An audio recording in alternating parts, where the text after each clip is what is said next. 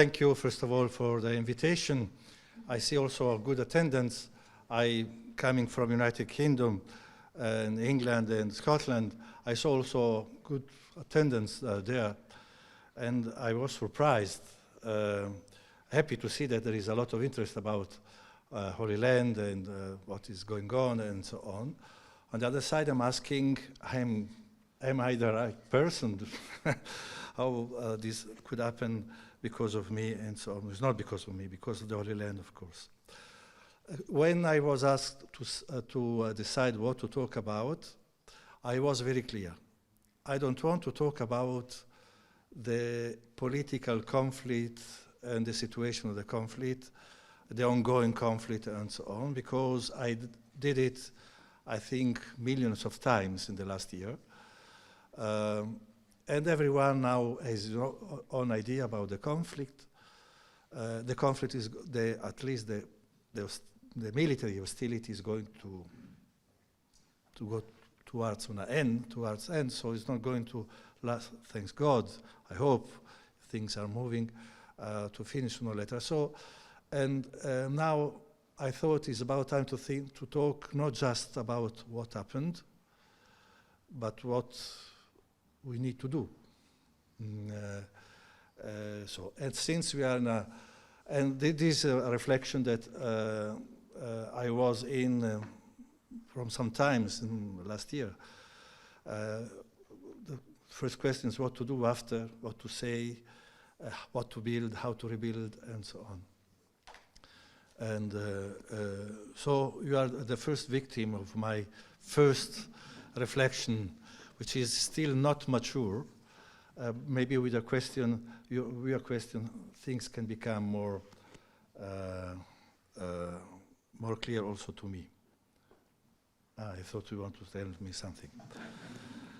First of all, from where to start? We have to say something not about the conflict and so on. You know very well, after 7 October 2023, things changed dramatically in Holy Land. The 7 October is a turning point for all, for different reasons, from different perspectives, but it's a turning point. There is a first and there is after.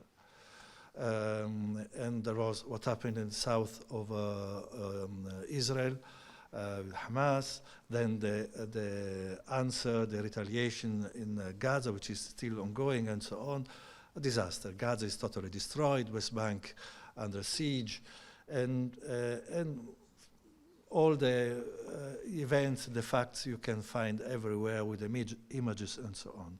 I don't enter into this.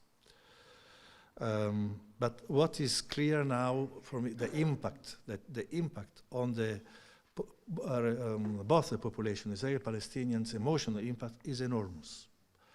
It is not the first time we have a war in Holy Land, but this war had an impact, emotional impact that I'm 35 years living in Jerusalem, is something totally new and different. Both the people are traumatized. For the Israelis, what happened on 7 October is a kind of small Shoah.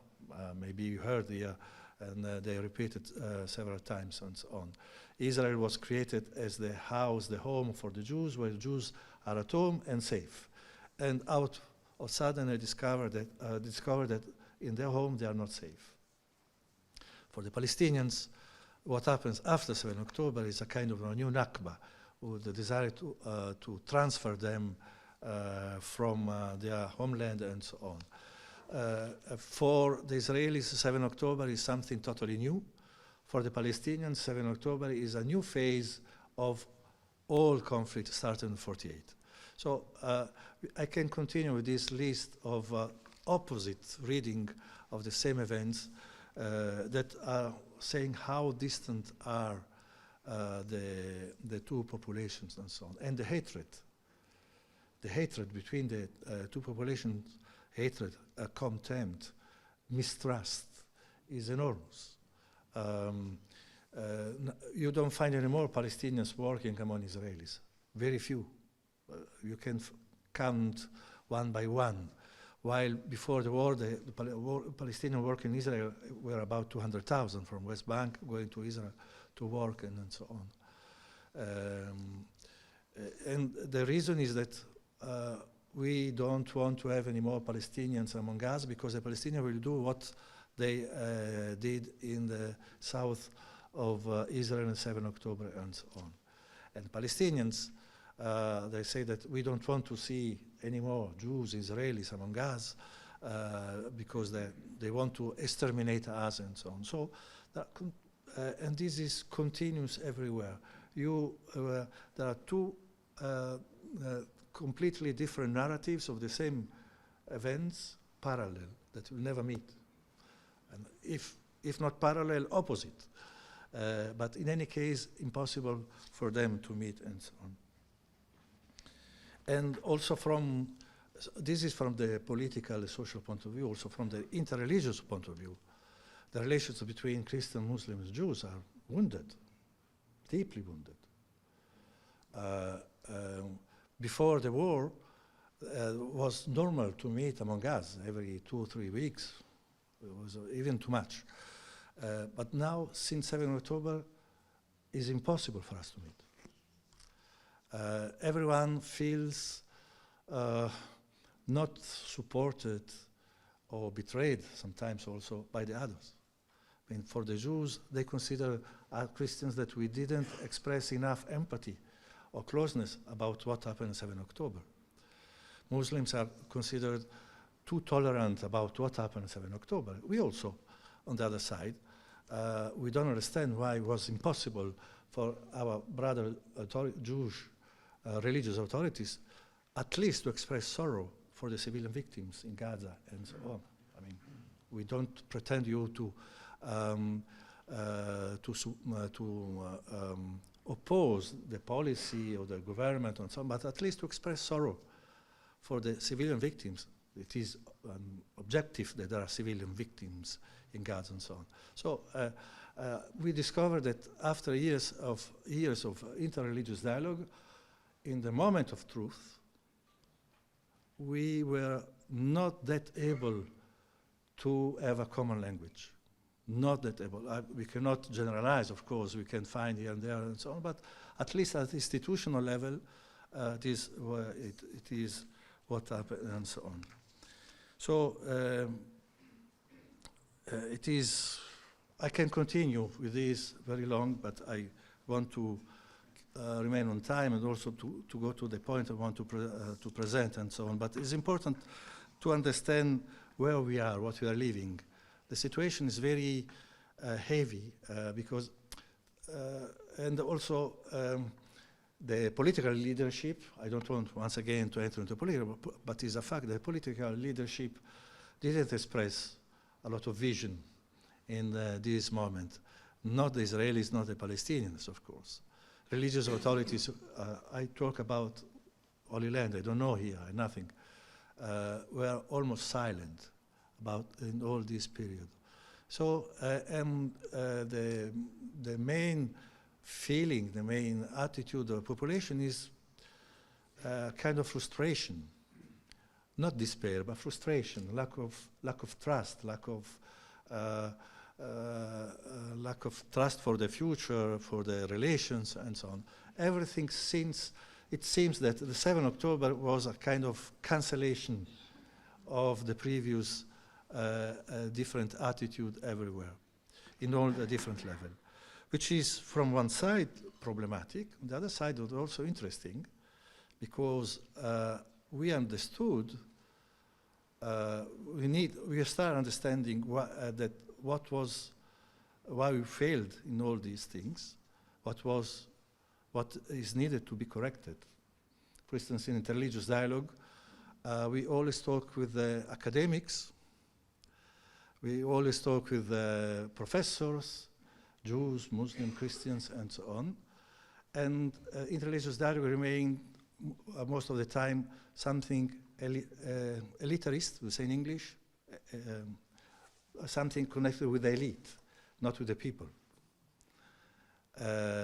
While now, if we have to start again to talk, I'm the Bishop of Jerusalem of my diocese. When I talk, behind me there is a community. When I talk with you, I want someone that behind him, I want a community. the dialogue should become not dialogue among the rabbi and the priest, but among the Christian community and the Jewish community and the Muslim community. Otherwise, till now, everything was done, also all the agreements, Oslo, whatever, was from above down, and this failed. Now we have to go work the other way around, from grassroots up. We have to start changing our way of thinking at the grassroots level, and this little by little takes a long time, arrive also in the high levels and so on. It has become a culture. Never became a culture, a mentality, a way of thinking. It was a way of thinking of some, but not a public opinion and so on. So, and what to do then? From where to start? And I am not an academic. We are an academic institution, so I'm not talking against academics. We need someone to think, we'll be sure. But I cannot give to my people, to my community, academic theories. I have to give concrete pastoral indication. Now, in this horrible situation where we are, where everyone is closed in himself, unable to raise the head, quoting the gospel of last Sunday and so on, how to talk, what to say, from where to start, in order to, because we have to look forward. We cannot remain just lamenting the conflict, the occupation, and the terrorism. So we remain there, we'll never get out. We need a vision. Where to go? How to think? What to say? Which words to use? God, I anticipate the conclusion anyway, God creates the world with a word. It will be light, light will, was done. We create our world with our words. So it's very important then to decide which word to use to rebuild everything, not just the infrastructure, but the relations. So we need an image. I need, for myself, first of all, which image to use. We need something to talk. I use the image of the city. It's not something new.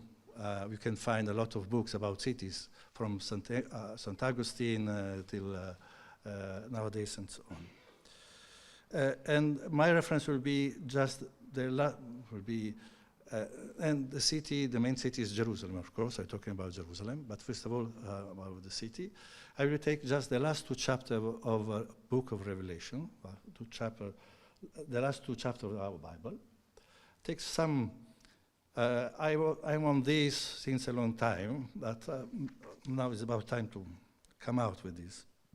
First of all, city is a place where the men become community. We are not city in the countryside. We are not community in countryside. It becomes complicated. But city is a place where men, women become community. So when you take city, is not just, it's very important.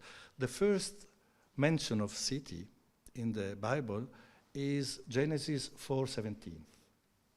We are academics, so we have to. So, and it is Cain. Cain is building the city.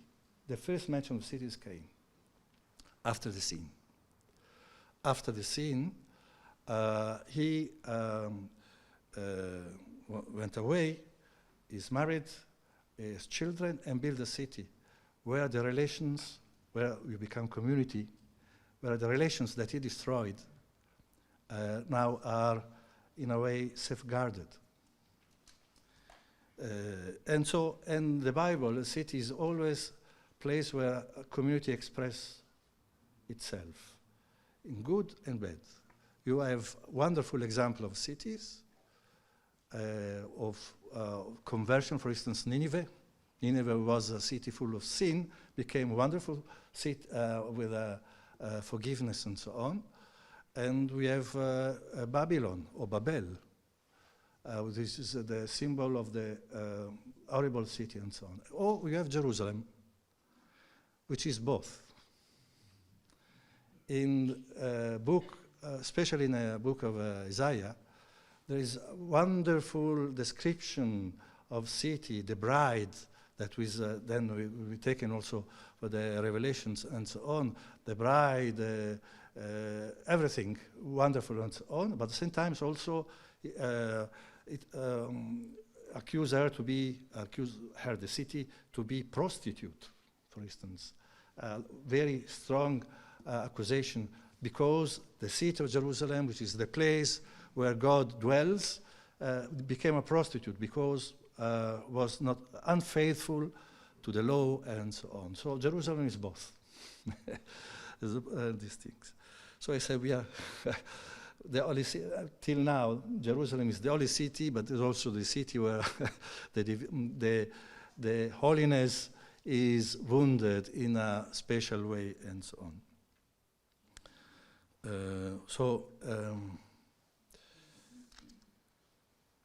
When I talk about Jerusalem, now I arrive to the point, I want to not take much of the time.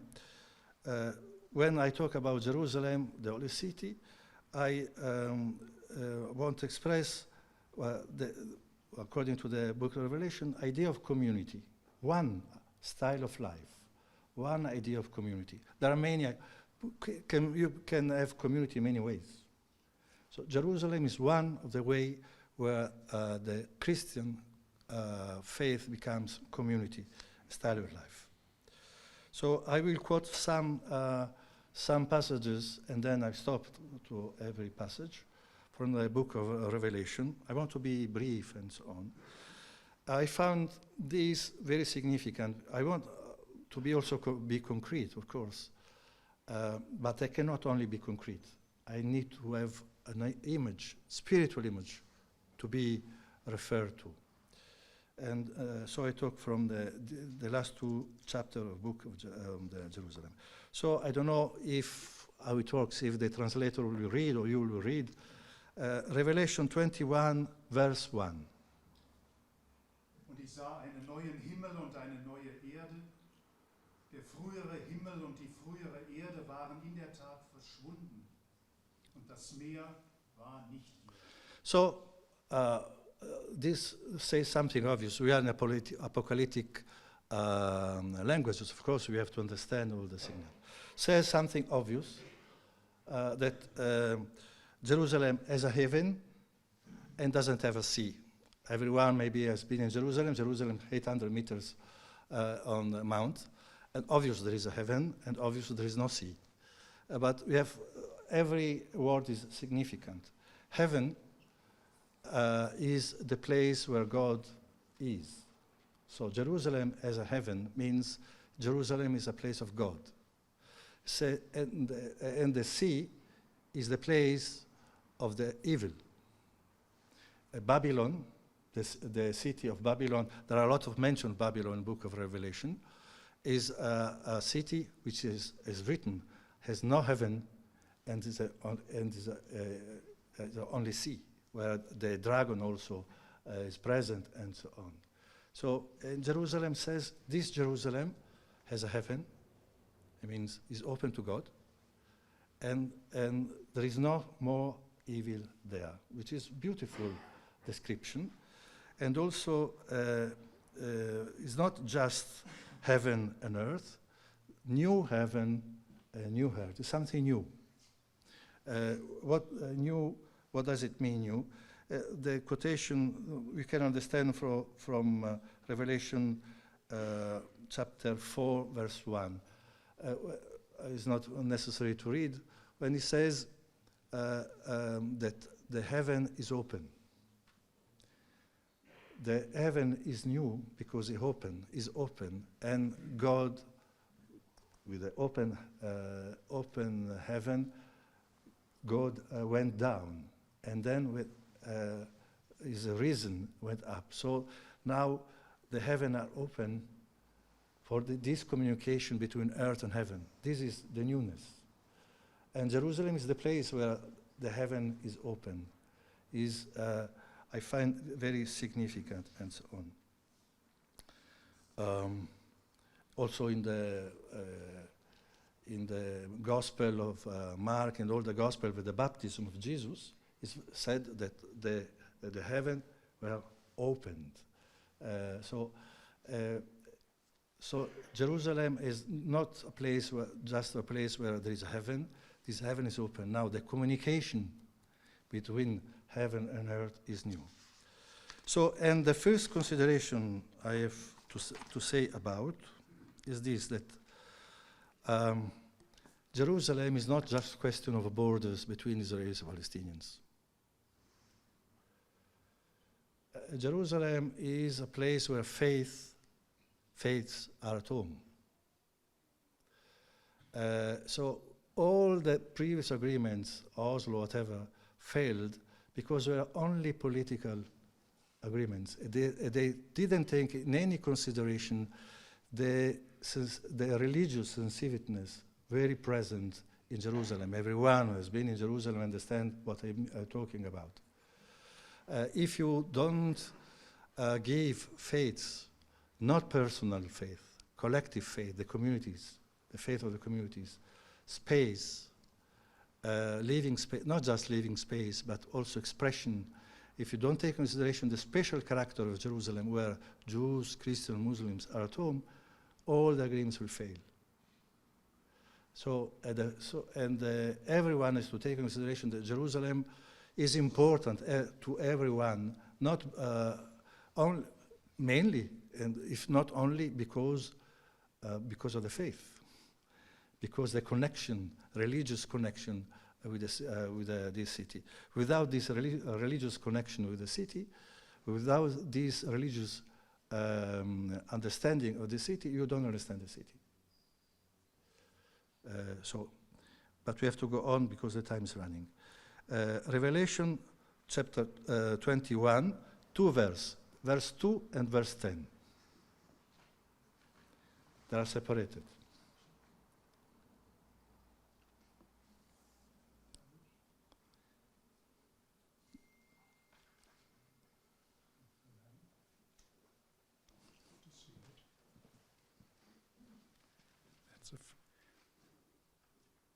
No, there's not the lamp. Descending. Page 3, maybe. Page 3. Page 4. Yes, we have to see. That's. Und ich sah die heilige Stadt, das neue Jerusalem, von Gott aus dem Himmel herabkommen, bereitet wie eine geschmückte Braut für ihren Mann. Und im Geist führte er mich auf einen großen, hohen Berg und zeigte mir die heilige Stadt Jerusalem, die von Gott aus dem Himmel herabkam. This is also interesting to me. I find it interesting. Maybe you will find this a little bit strange, but for me it's interesting. He keeps saying that Jerusalem is descending. Not once, he said twice, in 2 different parts, it's descending. So Jerusalem is not, we think always heavenly Jerusalem, the paradise, is not the case. Jerusalem is descending, is going down. It's a place of encounter between earth and heaven. So the heaven is open.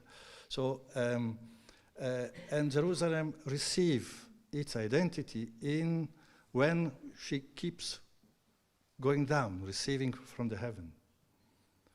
It's not done once forever.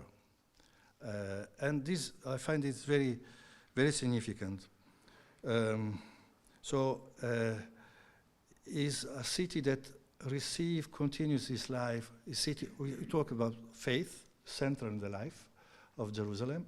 So it's not faith given once forever. Faith that always needs to be nurtured by the connection with the heaven. And this, I talk about faith. Faith communities are at home there, but there are also important duty for the institutional religion, institutional faiths there, to keep alive their religious dimension.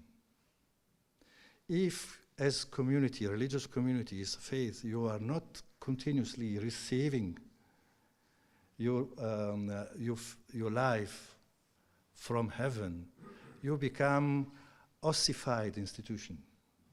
If you, as a faith community, don't keep this connection with heaven, the religious institution becomes just power, human power. So this continuous descending means that we have always lived this religious tension where what you are, the faith, the experience you have, not just personal, it's community. As institution needs always to be continuously nurtured, feed by this connection with heaven. Without this, and who has been in Jerusalem, the city of the status quo, the city where the religious institutions are monolith, fortress that sometimes you cannot conquer, very close fortress, it is quite significant. I mean, this passage of the Revelation is very significant to me, at least my reading of it is very significant to me, that we have leading religious institutions, we have a responsibility to keep alive the religious, spiritual dimension of our institutions. The temple. The temple is Revelation 21:22. Chapter 21, verse 22. Ich sah keinen Tempel in der Stadt, denn ihr Tempel ist der Herr, Gott der Allmächtige und das Lamm. This is also very interesting.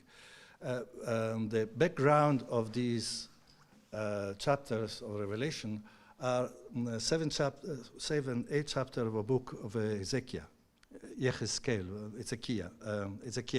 I don't know in English, where there is a description of the temple. But he started talking, 47:1, he started talking about Jerusalem. He was brought on the mount to see Jerusalem, and for 7 long chapters he talked about the temple, and very boring, I don't suggest you to read it, but if you want, you can. Very boring description of the temple, how many meters this, who can enter there, centimeters, very, very meticulous, and so on. What was the point? Ezekiel was contesting the religious institution of his time, saying that the temple was corrupted by the palace of the king. A temple were too much unified. And there was a lot of corruption and so on. And because of that, there was an exile. Israel went to exile in Babylonia and so on. If you want to go back, you have to restore the temple as it should be, pure temple without any corruption and so on. So, and in the temple, as you know, in the Jewish temple, there are limitations. Not everyone can enter. If you are disabled, you cannot enter. Only the priest can enter in some parts and so on. There are a lot, very description.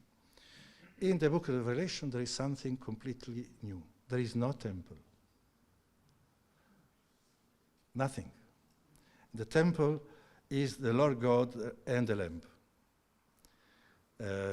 And so the Lord God, the Lamb is Passover, Jesus, Easter, is very clear. So this is, so while the temple was the center of the life of Jerusalem, the way, the place where God is present is the temple. In Jerusalem, there is no temple. God is present everywhere. There is no place where God is present, God is not present. And it's very, very significant.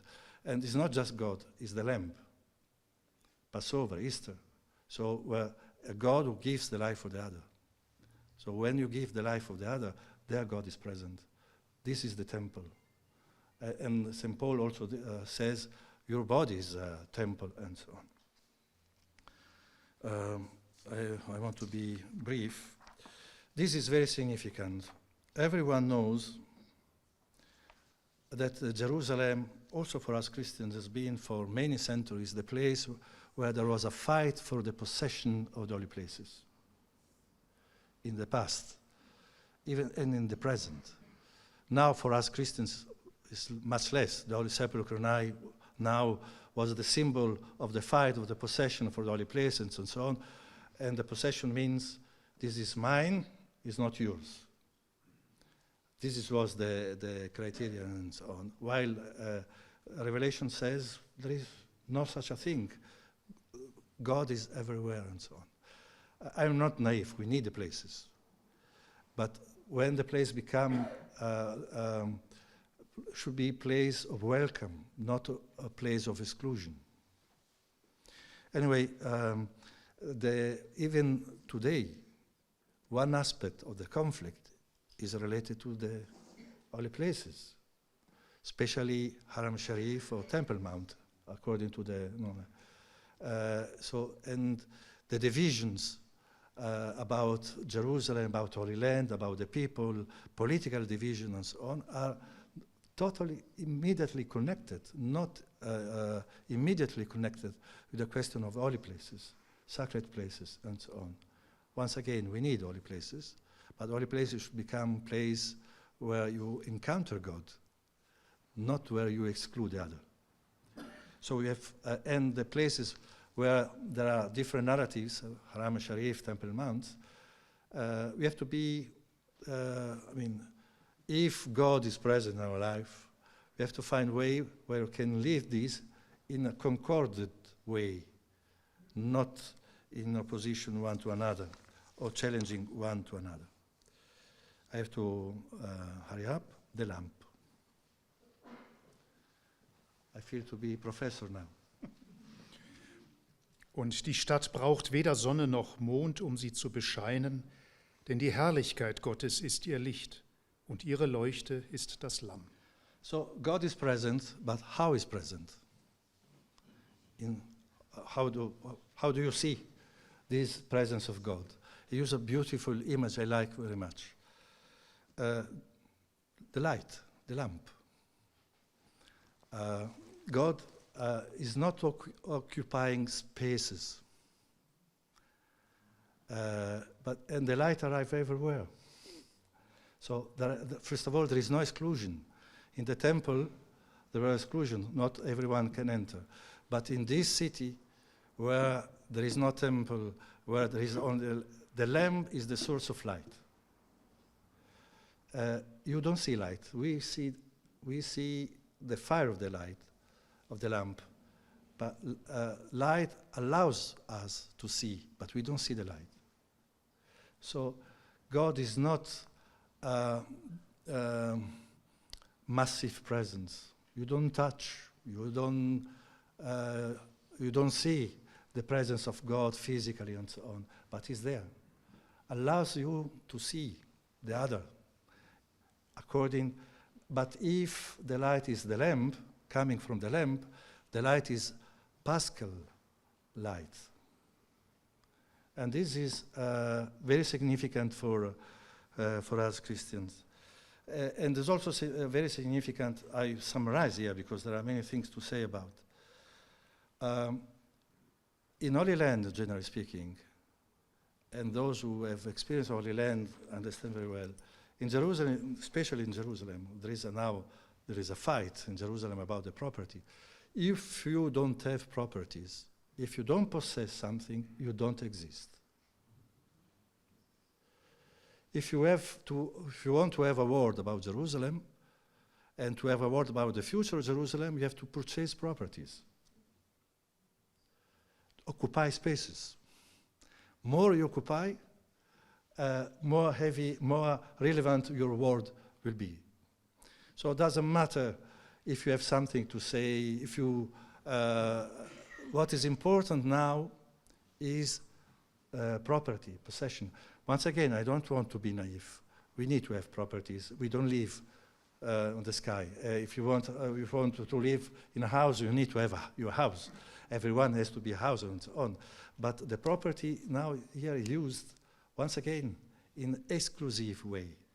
If I purchase it, this is mine, and there is no space for you. While the rationale, the logic of this passage of the Revelation is, the light is for everyone, and in the light there is space for everyone. Have to find space for everyone. So, and I find this very significant also. Bases and doors. Gates, not doors.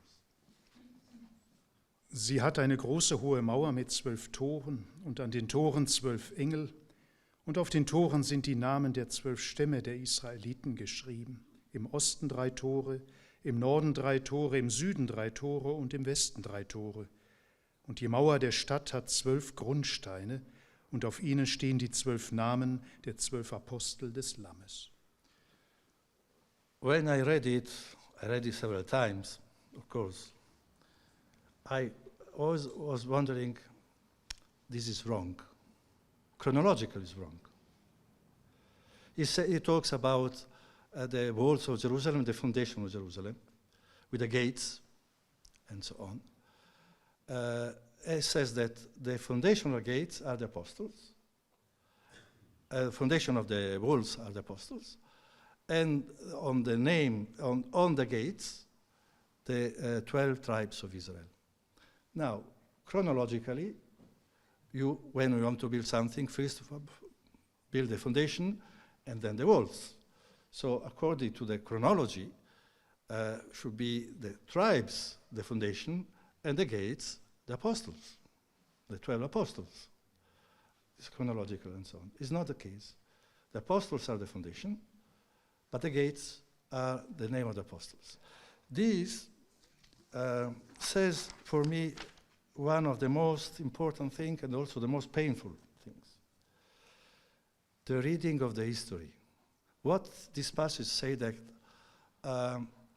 with the lamp, the light of the lamp, remember, light of the lamp, and there are new heaven, new earth, and so on. Everything is new. So there is a new perspective about the life, totally new. But nothing is lost of the past. Everything finds its own place in a new way, but nothing is lost, nothing is rejected. Important. So you can see the New Jerusalem with the apostles, but where there is space also for the tribes. I mean, I don't enter now the significant the relations, Jews, Muslims, Jews, Christians, and so on, but to say that reread the history and so on. One of the main reasons of this conflict and the difficulty to find solution for this conflict is the reading of the history, the respective narratives. You find this in the terminology. Haram al-Sharif, Temple Mount, all the streets have two names, one for Arabs, one for Jews, Israelis, and so on. And everyone has his own reading of his own history of his people, and where he is the victim, and the other is the responsible of their being victim. And you build also in our schools, in our, from time to time, when there are tensions, we are still called crusaders or Franks, and so on. So, and the reading of the history is important because to connect with the reading of the history, there are also the concept of memory, forgiveness, guiltiness. Who is guilty? You are guilty forever. And how if you don't reread your history, if you are not able to, without cancelling what are the facts remain the facts, but without allowing the facts of the past determine your choice of today. You killed us 800 years ago, so we cannot trust you now, and so on. And the memory, forgiveness, guiltiness, all these aspects are connected. So be able to reread things without cancelling. Everything remains without cancelling, but without remaining there. Be open to raise the heads. Now we have to go on. No one excluded. Revelation 21, verse 25. Ihre Tore werden bei Tag... Read also 24, 25, 26. Put together.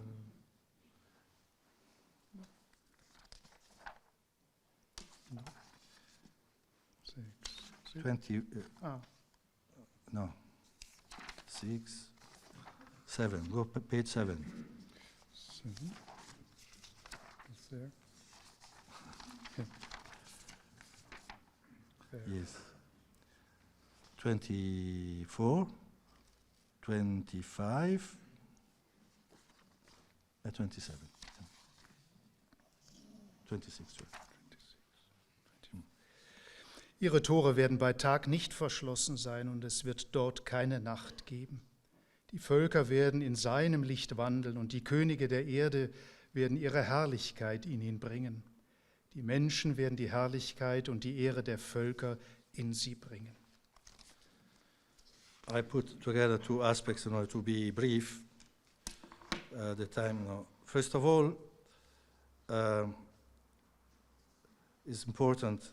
The gates, there are the gates in the wall of Jerusalem, but the gates are always open. Usually in the city, the old city ones, during the day gates are open. On night they close to defend yourself. But in this city there is no night because the lamp is always light. So the gates are always open. So the walls of Jerusalem are not there to defend anything because are always open. Everyone can come in at every moment of the day, of the year, whatever. So they are there to define who wants to live in the light of the lamp, who doesn't want to live in the light of the lamp, who wants to be part of the style of life, who doesn't want to be style of life. I started saying that Jerusalem is a way to present style of life of the community. So it says, you are free. You are not closed inside. You are free to go in and to go out because the gates are always open, which is important. I like it. And also says, and all the nations will walk to Jerusalem. It is also recalling Prophet Isaiah. My house will be a house of prayer for all the nations, and so on. And it says important thing that, first of all, the city will be always open. Jerusalem cannot be closed, cannot be part of one, always open city, which is now something very difficult to say. And the richness of the city is composed by all the nations. All the nations are going there. In Jerusalem is strictly connected with all the humanity. It's a paradigm of community life. Jerusalem without pilgrims are coming from all over the world is not complete. The pilgrimage is part of the identity of the city. The city is open to all the nations. All the nations are coming to all over the world. So Jerusalem and the world are connected. Why we are talking here in Köln about Jerusalem? Why wherever you go to talk about Jerusalem, people come? Why every day, almost every day, especially in the Advent, in our readings, we talk about Jerusalem? Because Jerusalem is the place where we are born. Every one of us is born there. So this connection with a universal church for us Christians, but with humanity at large, is constitutive of identity of the city. Whoever has to decide about the future of the city cannot forget that the city is not just decision of those who are living there. You have to take in consideration the universal vocation, universal identity of the city of Jerusalem, which is unique. It's different from any other city. Not even Rome, with all respect for our Pope, not even Rome has this dimension. Rome is the heart. One is from Rome, there it's okay. Rome is the heart of the Catholicism, maybe, but the heart of Christianity is in Jerusalem, and the heart of Jewish faith is Jerusalem. Important, constitutive element, place also for the Islamic religions and so on. For those who want to ask about God and look for a place as a reference, this is Jerusalem. So this universal aspect of the life of Jerusalem is constitutive. And this also says another thing important, I like it very much. I'm cutting that there is a tree, the tree of life, has a connection with the Garden of Eden and so on. And the leaves of the tree of life, the purpose, what they have to do is to heal the nations. So it's not Jerusalem is not just a city closed in herself, talking about ourselves and so on. The identity is also to look outside, to look to all the nations and to heal the nations. So your style of life, your way of life should little by little heal, arrive to all the nations. So if the Jerusalem is the heart, is important that the heart is connected with all the body. It cannot be the heart alone and the body alone. So in conclusion, I know it's a little bit strange for you maybe. Because of that you are my victims, I'm sorry for you. But all what I said, as I said during the presentation, all the aspects, they have also, if you want, there are political tones, political aspects in it. I mean, Jerusalem is a place of faith, so it's not just political. It's not question of Israeli-Palestinian agreements only. We have to take into consideration, and we tried many times to tell this to all the government, also diplomatic, even here in Germany and so on, that it's not only question of Palestinian Israelis, but also Jews, Christians, Muslims, equally citizens as communities in the city. The role of the religious institutions cannot be just those who preserve their rights, but those who are the channel of the life who's coming from heaven continuously, not just once.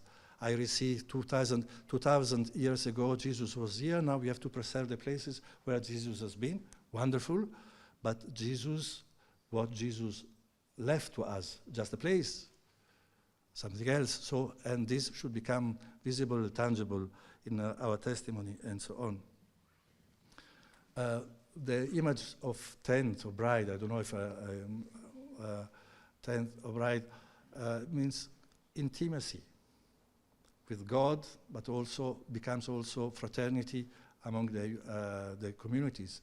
Jews, Muslims, Christians are not three communities who live one close to another, but one with another, mixed up in fraternity. And this fraternity among the communities should become constitutive of identity of the city, which is not that granted today.